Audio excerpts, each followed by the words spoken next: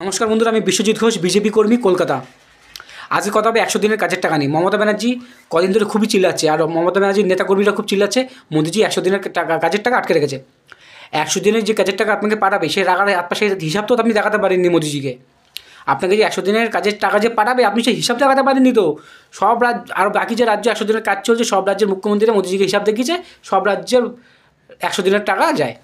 শুধু বাংলায় কেন 100 দিনের টাকা আটকিয়েছে? আপনি সে টাকার হিসাব দেখাতে পারেননি। বাংলায় 365 দিনের মধ্যে 100 দিনের কাজ হবে। কারা কাজটা করবে? বাংলার সাধারণ গরিব মানুষরা, যারা দিন আনে দিন খায়, তারা রাস্তাঘাট পরিষ্কার করবে। সেই মাধ্যমে সেই কাজটা আনা হয়েছে। তো আপনি সেটা কী করলেন?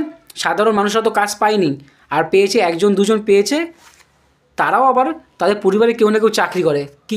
কাজটা আপনি তাদেরকে কে হিসেবে দিয়েছেন?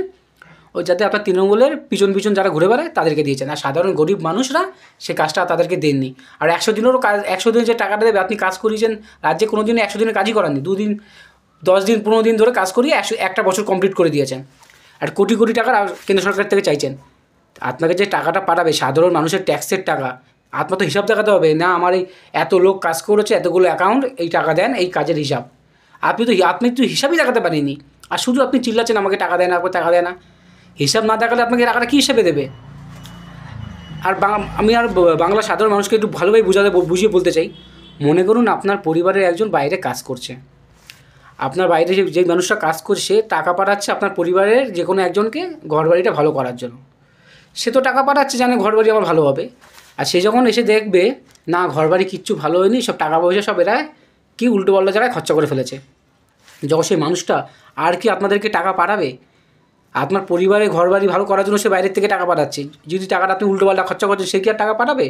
এরমই কেন্দ্র সরকার যে এত কোটি কোটি টাকা যে রাজ্যের মুখ্যমন্ত্রীকে যে দেবে, সাধারণ মানুষ যে কাজগুলো করছে, সাধারণ মানুষ তো সে কাজ পাচ্ছেই না। কাজ তো 100 দিনের টাকা তো অর্ধেক মানুষ, অনেক প্রত্যেক বুধে বুধে কাজ হবে, কিন্তু এমন তৃণমূল কংগ্রেস এমন করেছে, একটা বুধে 10 জন 10টা বুধে কাজ করছে।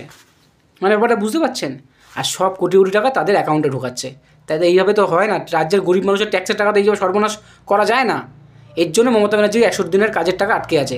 আগে যারা কাজ পাওয়ার যোগ্যতা রাখে, যাদের কাজ পাওয়ার প্রাপ্য, তাদেরকে কাজটা দেন, আর হিসাব দেখান। অবশ্যই সব রাজ্যের মুখ্যমন্ত্রীকে দিচ্ছে, তো আপনাকেও অবশ্যই দেবে। ধন্যবাদ, সবাইকে শেয়ার করে দেবেন।